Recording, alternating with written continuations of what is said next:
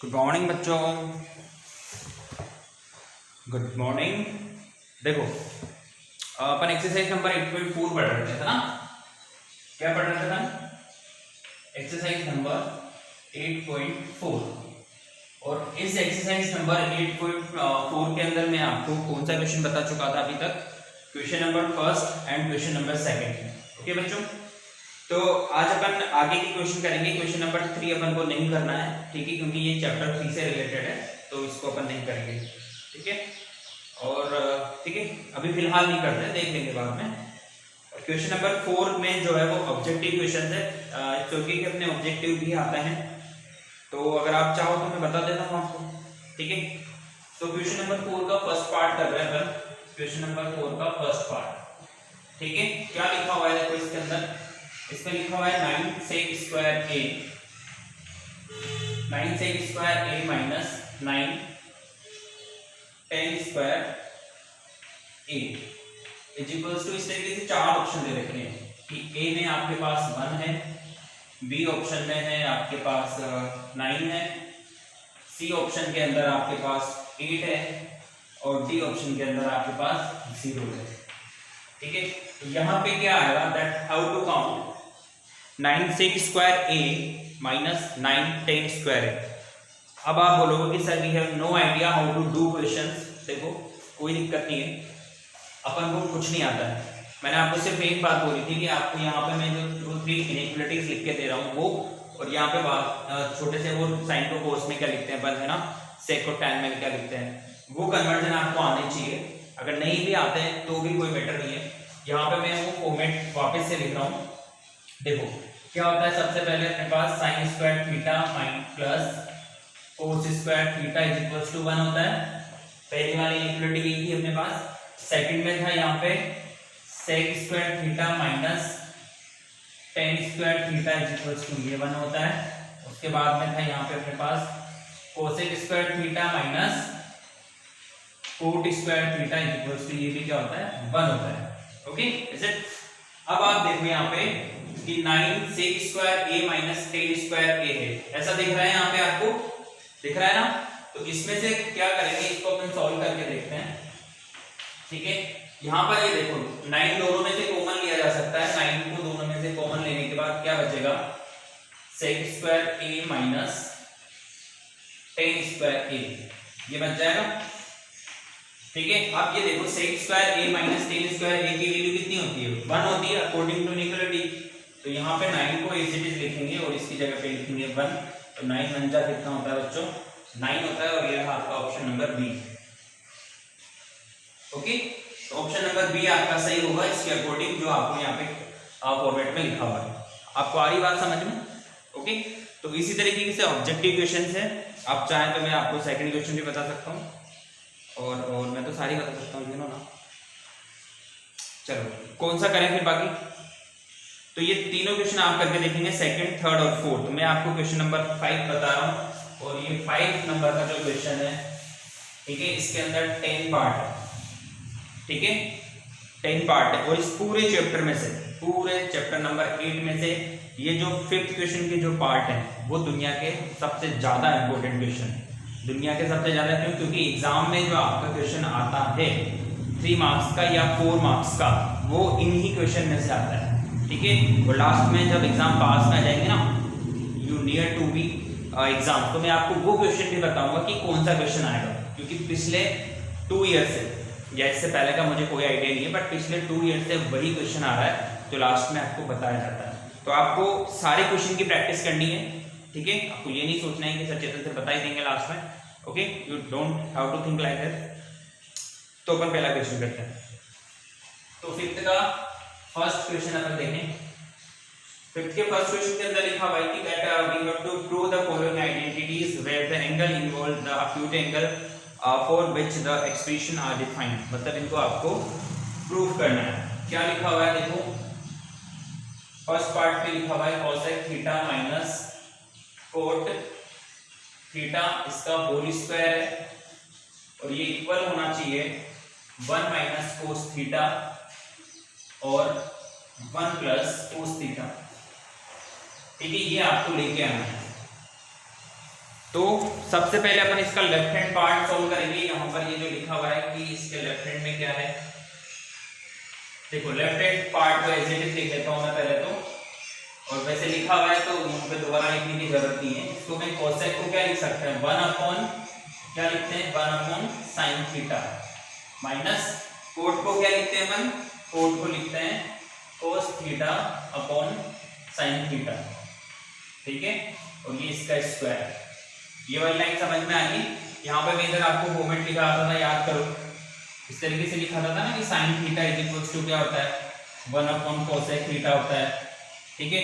उसके बाद में कोस थीटा को भी लिखा था, cos theta is equals to 1 upon sec theta होता है, ठीक है। और टेन थीटा को भी लिखा था, याद करो, टेन थीटा होता है 1 upon sine theta upon cos theta, या फिर 1 अपॉन कोट थीटा भी होता है, ठीक है। टेन थीटा इसके भी इक्वल होता है और इसके भी इक्वल होता है। तो यहाँ पे देखो कोट है तो इसका रेसिप्रोकल हो जाएगा, कॉस ऊपर चला जाएगा, साइन नीचे आ जाएगा, ठीक है। अब ये आपकी पहली स्टेप हो गई। सेकंड स्टेप में आप क्या करेंगे, देखो यहाँ पे दोनों में साइन कॉमन आ रहा है, एलसीएम आ जाएगा इसका साइन थीटा, तो यहाँ से क्या बचेगा, 1 माइनस कोस थीटा बचेगा, ठीक है। और इस पूरे के ऊपर होल स्क्वायर है तो यहाँ पे होल स्क्वायर कर दिए। इसके बाद ये वाली लाइन समझ में आ रही है आपको, ओके। आगे चलते हैं, इसको क्या लिखा जा सकता है, देखो यहाँ पे इसको ऐसे लिख सकते हैं 1 माइनस कोस थीटा का होल स्क्वायर, और इसको लिख सकते हैं अपन साइन स्क्वायर थीटा। स्क्वायर था, दोनों को अलग अलग सेपरेट कर लिया, न्यूमरेटर पे अलग और डिनोमिनेटर पे अलग।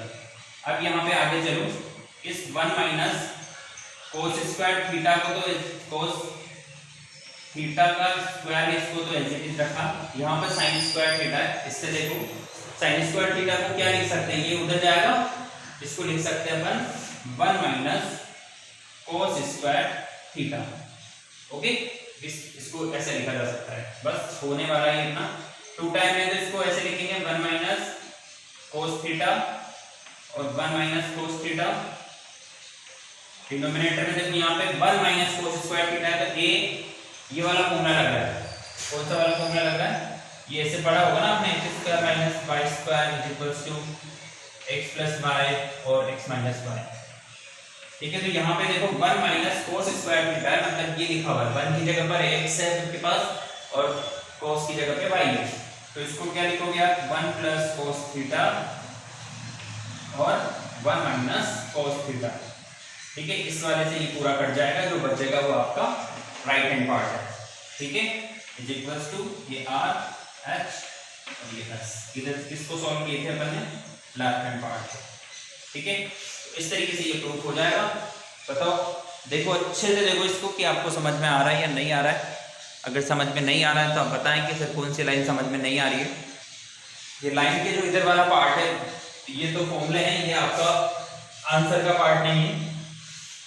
इधर जो भी लिखा हुआ है these are the not part of answer, इनको यूज करना है अपन को इस पूरी एक्सरसाइज में, इस वजह से मैं पहले यहाँ पे लिख देता हूँ, ठीक है। ये आपका आंसर है इतना सा, ये वाली स्टेप, ये वाली स्टेप, ये वाली स्टेप, ये वाली और ये वाली, ठीक है। ये यहाँ से कट रहा है तो ये आंसर आ रहा है आपका, ठीक है।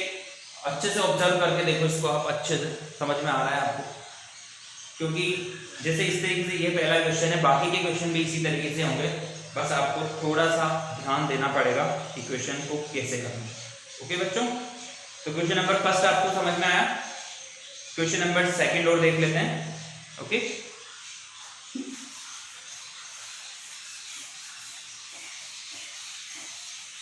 तो क्वेश्चन नंबर सेकंड देखो आप, क्वेश्चन नंबर सेकंड में देखो क्या बोल रहा है ये,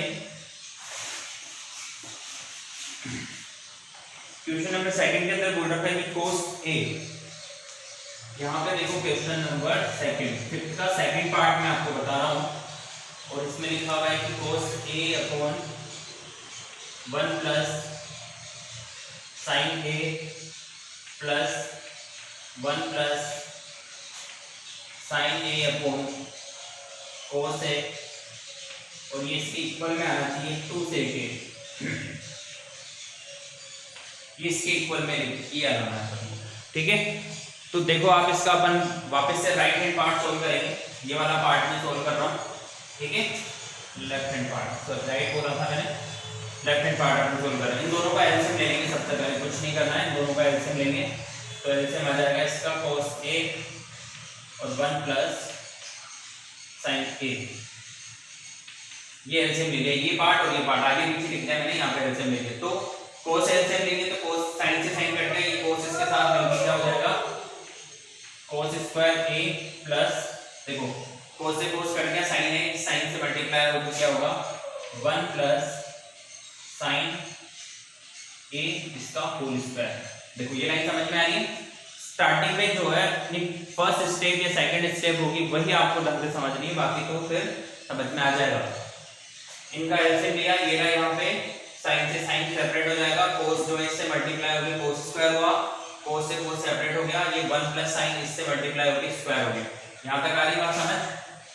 तो आगे चलो, ये cos स्क्वायर को तो एज इट इज लिखा, प्लस यहाँ पर a प्लस b का sin स्क्वायर हो रहा है, a प्लस b का स्क्वायर हो रहा है, तो ये 1 का square plus sin square a plus 2 sin है, ठीक है। और डिनोमिनेटर में जो था उसको एज इट इज लिखेंगे, दैट्स इट। देखो यहाँ पे क्या किया, यहाँ पे इधर लिखूं मैं a प्लस b का होल स्क्वायर वाला फॉर्मूला अप्लाई किया है यहाँ पर, कौन सा वाला, a square plus 2ab plus b square, यही होता है ना। तो देखो ये a square b square 2ab मैंने आगे कुछ लिखा हुआ है। अब देखो ये sin स्क्वायर a और ये cos स्क्वायर है, उल्टा बोला, sin स्क्वायर है cos स्क्वायर है, यहाँ से देखो कितना होता है 1 होता है, तो इन दोनों की जगह पे तो मैं क्या लिख दूंगा 1 लिख दूंगा, प्लस ये 1 एज इट इज था, बाकी को सबको सेम टू सेम लिख दो, सबको सेम टू सेम लिख दो, कुछ भी नहीं चेंज करना है, ठीक है। देखो ये 1 प्लस 1 कितना हो गया 2 हो गया, 2 कॉमन लिया जा सकता है, 2 कॉमन ले लिया तो 1 प्लस sin a बचा, डिनोमिनेटर में क्या था cos a और 1 प्लस sin a, इस 1 प्लस sin a से 1 प्लस sin a कट गया, क्या बचा 2 बचा इंटू 1 अपॉन cos बचा। अब 1 अपॉन cos को क्या लिखते हैं, यहाँ से देखो ये cos यहाँ चला जाएगा तो ये sec यहाँ पे आ जाएगा, 1 अपॉन cos को क्या लिखते हैं अपन sec a लिखते हैं, ये लाना था देखो यहाँ पे, और ये आपका आ गया RHS पार्ट, ठीक है बच्चों। तो ये आपका लेफ्ट हैंड पार्ट और राइट हैंड पार्ट इक्वल हो गया। इस तरीके से आपको क्वेश्चन नंबर 2 करना है, ओके। तो अगर कुछ समझ में नहीं आया हो तो पूछ लेना, बहुत इंपॉर्टेंट एक्सरसाइज है अपनी, ओके। बाकी कल पढ़ेंगे अब, थैंक यू।